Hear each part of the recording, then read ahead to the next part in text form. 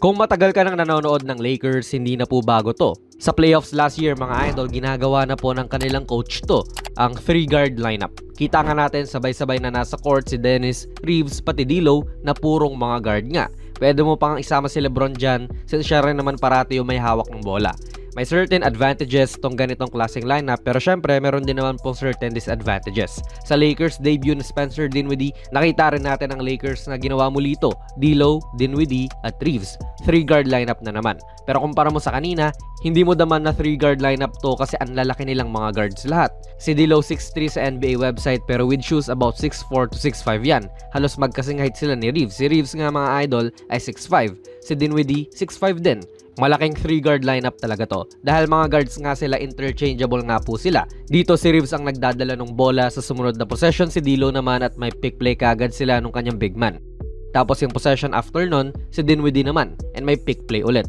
Mga gwardiya nga kasi, nakakuha pa ng assist si Dinwiddie rito.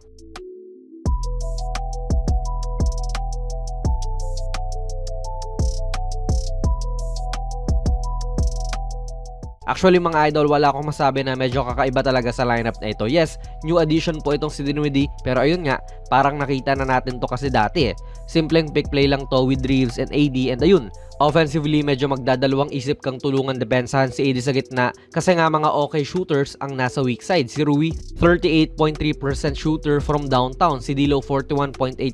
Si Dinwiddie, medyo mababa, 32%. Pero ayaw mo naman din siyang iwanan lang din dyan. So may mga bitaw din talaga sa tres. Single coverage lang sa AD rito and may kaunting help pero madali na sa kanya yan.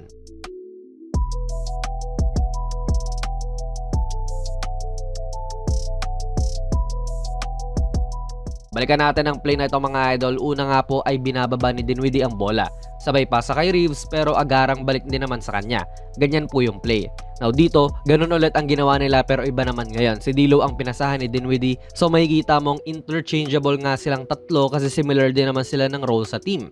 Pero bigla ang fake handoff pala to ni D'Lo. Mga sanay magpatakbo ng opensa ang mga to and props kay D'Lo kasi ginulat niya talaga ang depensa with that move.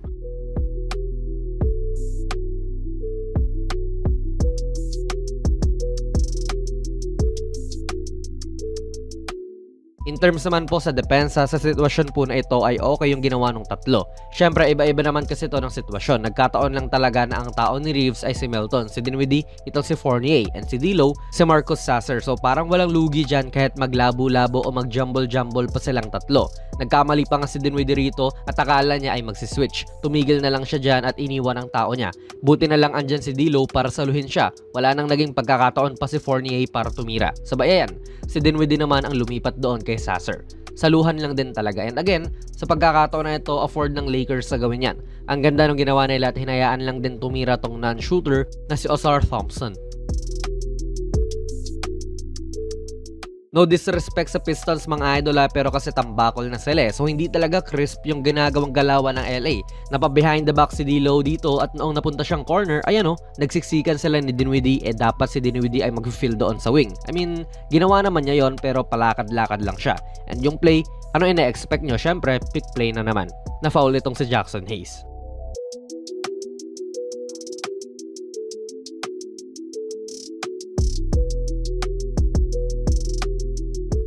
Wala na yung 3-guard lineup dito mga idol pero ito yung sample nung parang improved na off-ball movement ng LA. Na-notice ko na to sa Pelicans game pa lang nila before yung game na ito. Pero hindi na muna tayo magdedwell doon gaano, ito isang play lang. Pick and roll lang din naman to, so matik itong big man na hindi naman tumitira sa labas gaano ay magro-roll. Pero sinasabayan siya ngayon ni Hachimura. Samahan mo pa yan ng threat na baka umatake nga lang rin si Dinwiddie. So ito yung mga klase ng play na kahit sinong guard naman po siguro sa NBA ay maiintindihan talaga. Syempre first game ni Dinwiddie, magbabasa lang siya dyan ng sitwasyon Kita nga niyang nag-commit ng depensa sa mga moving bodies ng LA at ngayon madali na pong nalocate ni Spence tong si AR. Pwede pa nga yang foul pero hindi pinutuhan.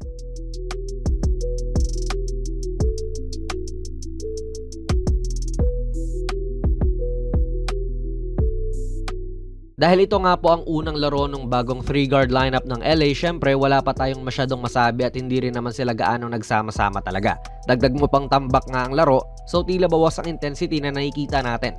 Pero sa tingin ko talaga, isa ito sa mga papaborang lineup ni Coach Darvin Ham, knowing na ginagawa na niya to dati, lalo na kapag crunch time. At least sa ganitong lineup ay medyo nagiging unpredictable sila. Unpredictable in a way na kahit sino pwedeng magpatakbo ng opensa. Kung pagod yung isa, pwedeng yung isa naman, and palitan lang din talaga, tulad nung nakita nga natin. Sa mga susunod nilang laro mamaya kontra sa Utah Jazz, baka makita muli natin to. Late na pero happy Valentine's Day nga pala sa lahat ng mga idol natin. Kaya rin ganitong sumunod na araw ang upload ko dahil nakapag-date pa ako. Kung katabi mo ang mahal mo sa buhay, sabihan mo naman siya ng I love you. Shoutout sa girlfriend kong si Rog, love kita parate, and as always, hanggang sa muli.